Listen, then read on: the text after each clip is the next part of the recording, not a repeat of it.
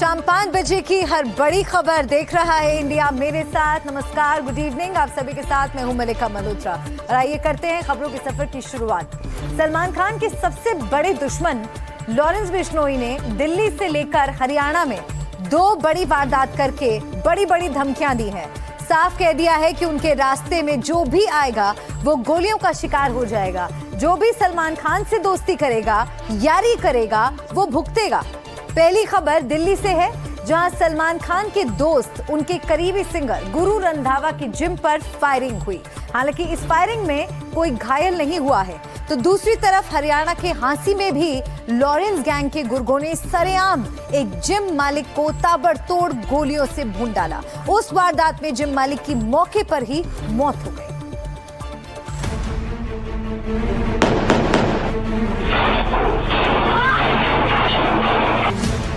ये तस्वीरें Lawrence gang की दहशत के सबसे नए सबूत हैं। वो आते हैं, गोलियां बरसाते हैं और चले जाते हैं। पीछे संदेश भी दे जाते हैं कि हमसे जो टकराएगा ऐसे ही मारा जाएगा, धमकाया जाएगा और सलमान से यारी करेंगे तो गोलीबारी भी करेंगे। सलमान खान के साथ बैठ के बहुत ज्यादा करीबी हो रहा है उसका, इसको बहुत बार समझाया। पर और ढाणीपुरिया में जो फायरिंग हुई थी ना, उसमें मैं साजिश करता था और इसने पूरा सहयोग किया था उन लड़कों का, इसलिए इसको मारा हमने। सुना आपने, दावा है कि ये लॉरेंस गैंग के गुर्गों का ऑडियो है, जिसे जारी कर उन्होंने दिल्ली से लेकर हरियाणा तक पुलिसिया इकबाल को सीधी चुनौती दे डाली है कि उनके सामने किसी की कोई बिसात नहीं। उसकी तस्वीर दिल्ली से लेकर हरियाणा तक दहला रही है। सलमान खान के साथ बैठ के बहुत ज्यादा करीबी हो रहा है उसका, इसको बहुत बार समझाया। लॉरेंस गैंग का ये कथित ऑडियो कैसे सलमान खान से यारी, करीबी, निकटता मशहूर सिंगर गुरु रंधावा को भारी पड़ रही है, उसकी एक एक तस्वीर आपको विस्तार से दिखाएं। उससे पहले हरियाणा के हांसी में की गई लॉरेंस गैंग की इस करतूत को भी ध्यान से समझना बहुत जरूरी है। सब कुछ सामान्य था। जिम मालिक कपिल एक्सरसाइज करवा रहा था, तभी बाइक सवार बदमाश आए, उन्होंने गोलियों का मुंह खोल दिया। एक के बाद एक लगातार 9 से 10 गोलियां मारी। हमला इतना अचानक था कि किसी के लिए संभलना मुश्किल था। पीछे से हमलावर ने एक के बाद एक 9 से 10 गोलियां मारी और फरार हो गए। हमलावरों में से आगे वाले ने हेलमेट लगा रखा था, जबकि गोली चलाने वाले के सिर पर सफेद रंग की कैप और पीठ पर बैग था।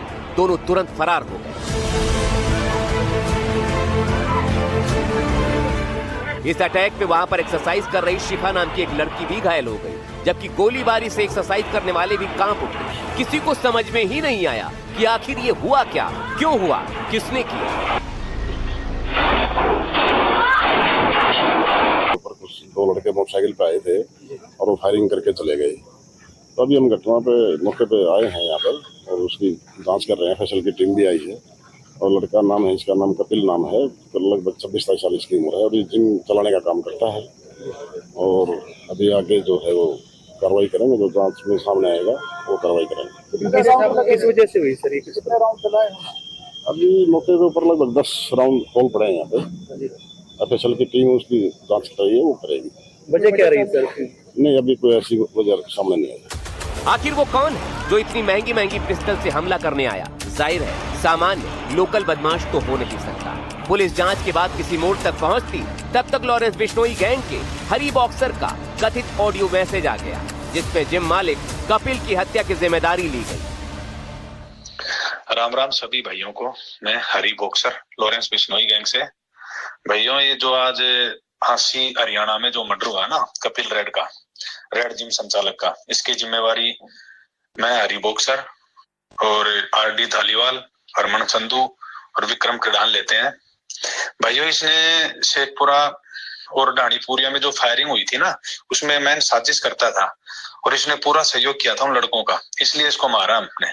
इसको समझाया भी था 2 बार पहले हमारे भाई सुंदरासी ने, ये नहीं माना। इसने बड़े गुंडों वाली फीलिंग ले ली और जो भी इस फायरिंग में शामिल था उन सबको मारेंगे। हमें सबका पता है कौन कहाँ है, कौन क्या है। तैयारी कर लो अपना अंजाम भुगतने के लिए, चाहे जेल में हो, चाहे तुम बाहर हो, चाहे कहीं हो, किसी कोने में हो।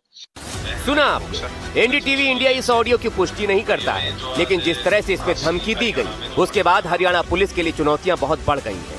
ठीक उसी समय सुबह सुबह सलमान खान के करीबी मशहूर पंजाबी सिंगर गुरु रंधावा की जिम पर दिल्ली में भी ठाई ठाई गोलियां चलाई गई। दिल्ली के पश्चिम विहार इलाके में भी दो बदमाश गुरु रंधावा की जिम 24 आवर्स फिटनेस सेंटर के बाहर गोलियां बरसाते हैं और फिर फरार हो जाते हैं। इसके बाद यहां भी एक ऑडियो मैसेज के जरिए सोशल मीडिया के जरिए लॉरेंस गैंग की तरफ से धमकाने की बात कही जाती है।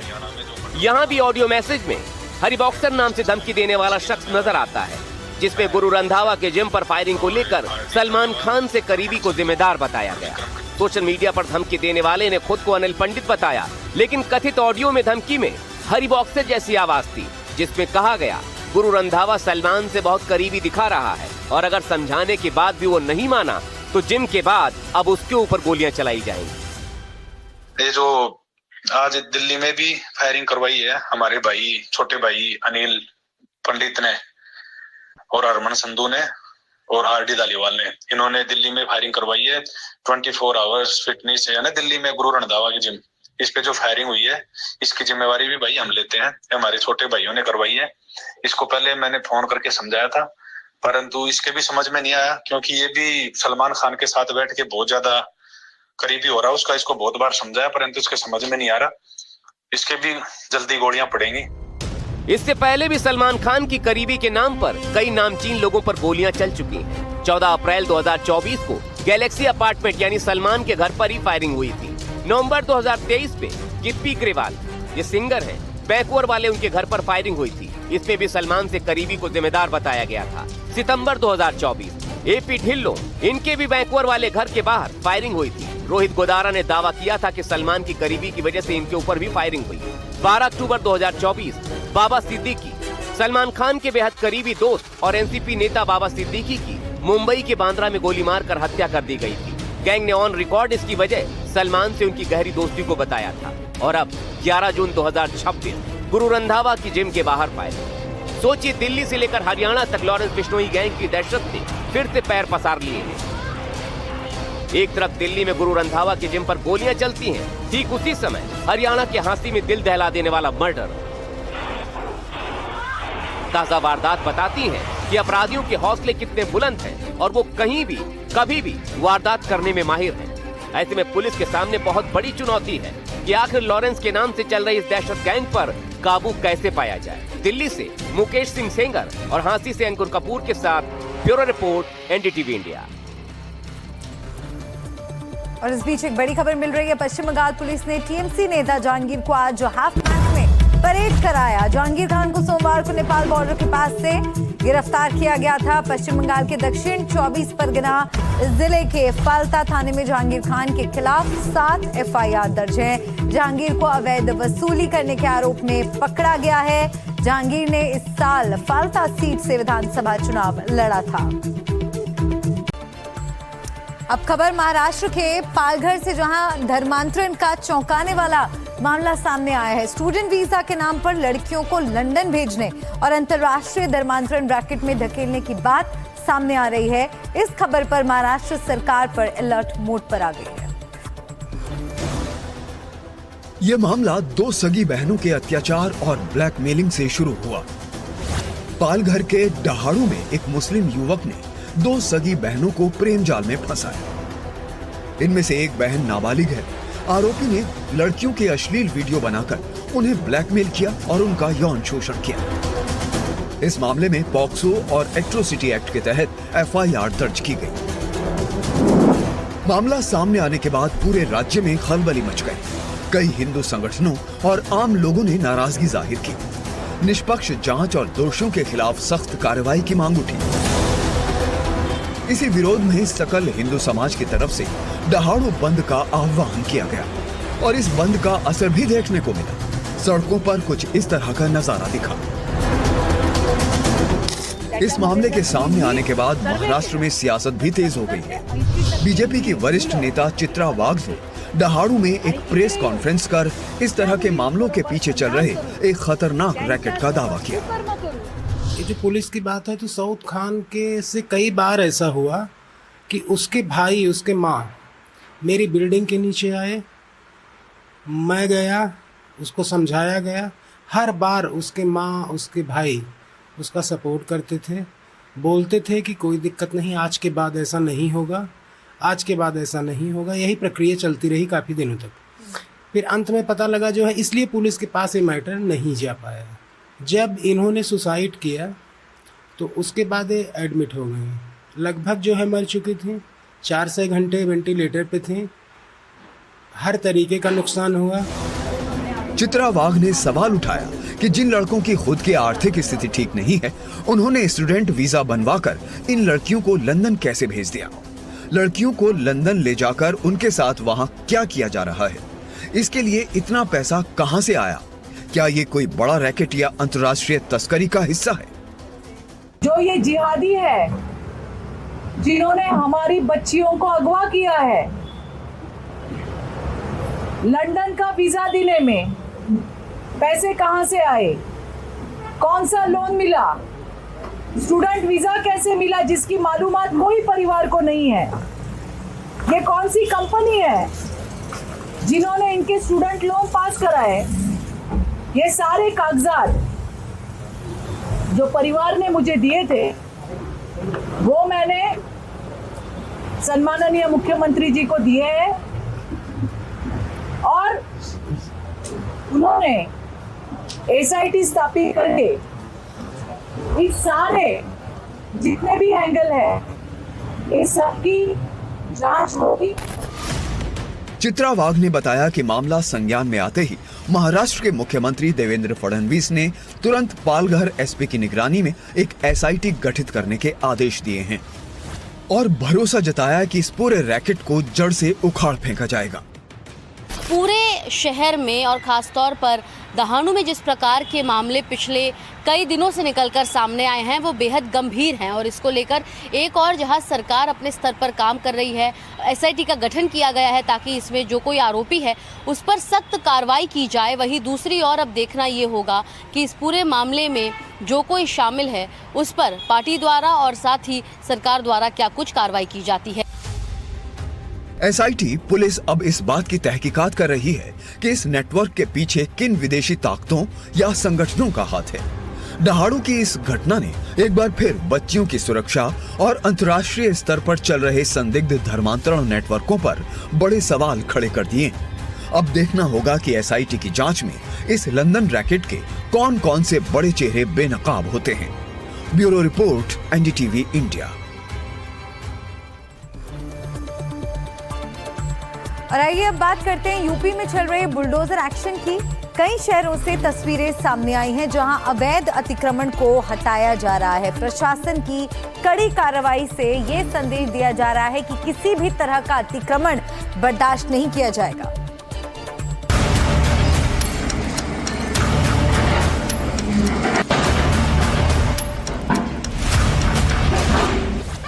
वाराणसी, लखनऊ, इटावा, हर जगह अवैध अतिक्रमण को लेकर प्रशासन का कड़ा एक्शन। सबसे पहले बात वाराणसी के दाल मंडी की। यहां दाल मंडी पुनर्विकास परियोजना के चलते सड़क चौड़ीकरण किया जा रहा है।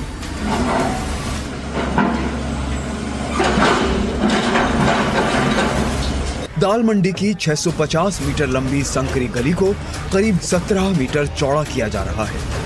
इस अभियान का मुख्य उद्देश्य दाल मंडी की इस बेहद संकरी गली को चौड़ा करना है ताकि बाबा काशी विश्वनाथ धाम तक श्रद्धालुओं और वाहनों का पहुंचना आसान हो सके। दाल मंडी में भवनों का ध्वस्तीकरण लगातार जारी है। अब जो बचे हुए भवन हैं करीब 131 भवनों को तोड़ा जा चुका है और आज 12 भवनों को तोड़ा जाना है। इसमें 5 पूरी तरह से तोड़े जा चुके हैं और कुल 131 भवन टूट गए हैं। उसके बाद कुल 181 भवनों को तोड़ा जाना है। उसके बाद सड़क का चौड़ीकरण अभियान पूरा हो जाएगा और इस महीने के अंतिम सप्ताह तक कुल 181 भवनों का ध्वस्तीकरण हो जाएगा और इस मस्जिद सहित जो 6 मस्जिद हैं उनको स्थानांतरित किया जाएगा। ये तस्वीरें हैं लखनऊ के अलीगंज की। यहाँ ऐतिहासिक पुराने हनुमान मंदिर मार्ग पर प्रशासन ने भारी पुलिस बल की तैनाती के साथ बड़े पैमाने पर बुलडोजर चलाकर अतिक्रमण हटाने और सड़क चौड़ीकरण करने की कार्रवाई की। अब आपको तस्वीरें दिखाते हैं यूपी के इटावा की, जहां सैयद बाबा की अवैध मजार को बुधवार रात बुलडोजर से जमींदोज कर दिया गया। गुरुवार सुबह जब गांव वाले पहुंचे तो वहां मजार का नामो निशान तक नहीं बचा था। पूरी जमीन समतल कर दी गई थी, कमर तक ऊंचे पौधे लगा दिए गए थे, जगह जंगल जैसी लग रही थी। ये देखकर लोगों को यकीन ही नहीं हो रहा था कि 12 घंटे पहले यहाँ मजार थी।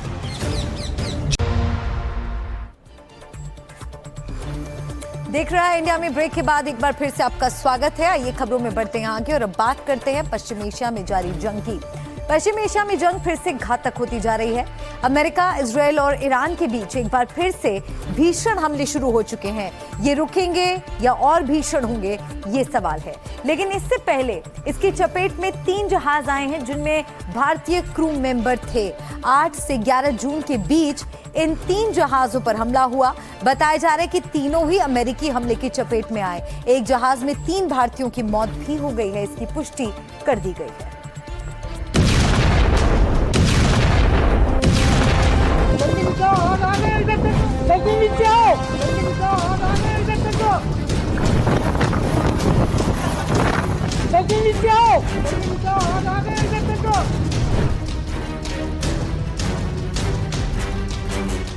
आठ से 11 जून के बीच 3 अलग अलग दिनों में 3 अलग अलग जहाज पश्चिम एशिया में दोबारा धधकी जंग की आग की चपेट में आ जाते हैं।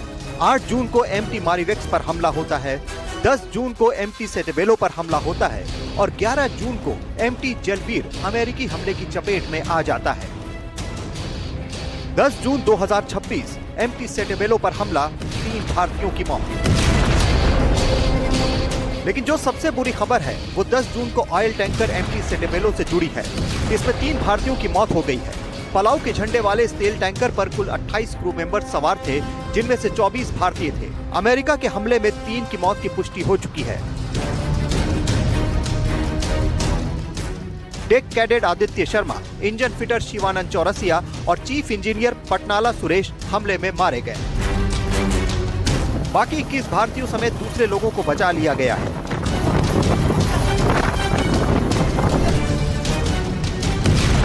यह हमला स्ट्रेट ऑफ हॉर्मुज के पास हुआ था। जानकारी के मुताबिक अमेरिका ने जहाज के इंजन रूम पर हमला कर उसे ठप्प कर दिया था। अमेरिका का आरोप है कि इस जहाज ने उनके निर्देशों को बार बार नजरअंदाज किया था। ये जहाज ओमान के सुहान बंदरगाह के पास था।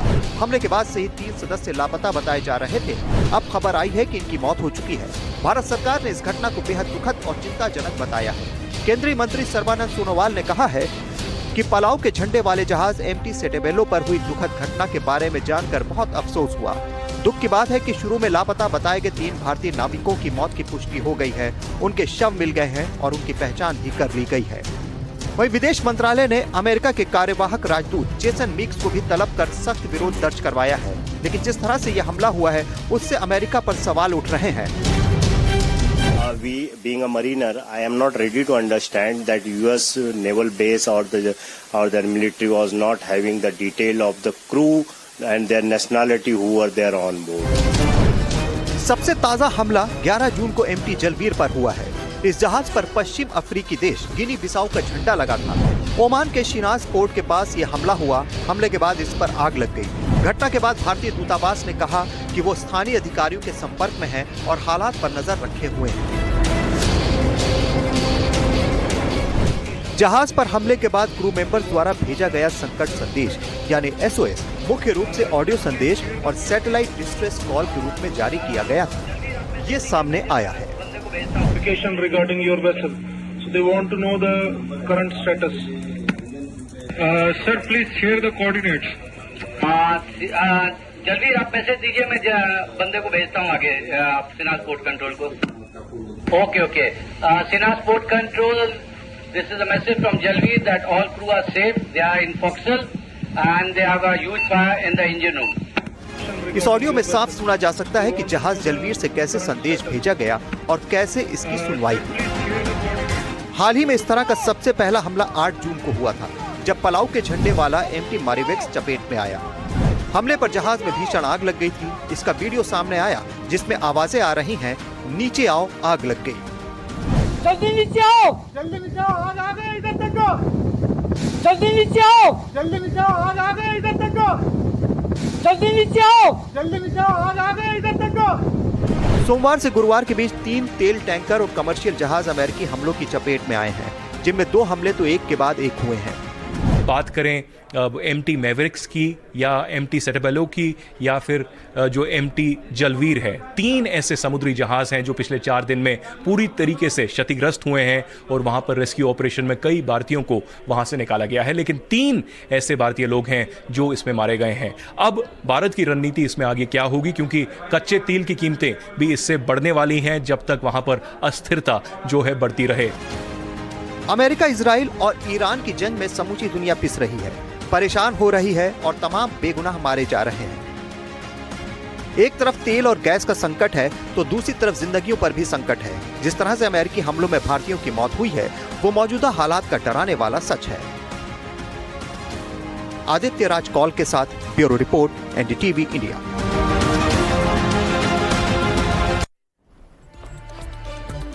और इस बीच एक बड़ी खबर मिल रही है। भोजपुरी स्टार पवन सिंह बने बिहार विधान परिषद के सदस्य। स्वास्थ्य मंत्री निशांत कुमार बने MLC। संजय मयूख लगातार तीसरी बार बने MLC। बीजेपी और JDU को मिली 4-4 सीटें। चिराग के करीबी अशरफ अंसारी बने MLC। RJD से सुनील कुमार सिंह फिर जीते।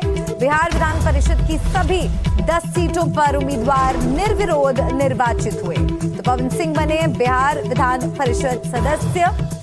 भोजपुरी स्टार पवन सिंह बने MLC। स्वास्थ्य मंत्री निशांत कुमार बने MLC और बिहार विधान परिषद की सभी 10 सीटों पर उम्मीदवार निर्विरोध निर्वाचित हुए। चिराग के करीबी अशरफ अंसारी भी MLC बने। RJD से सुनील कुमार सिंह फिर जीते।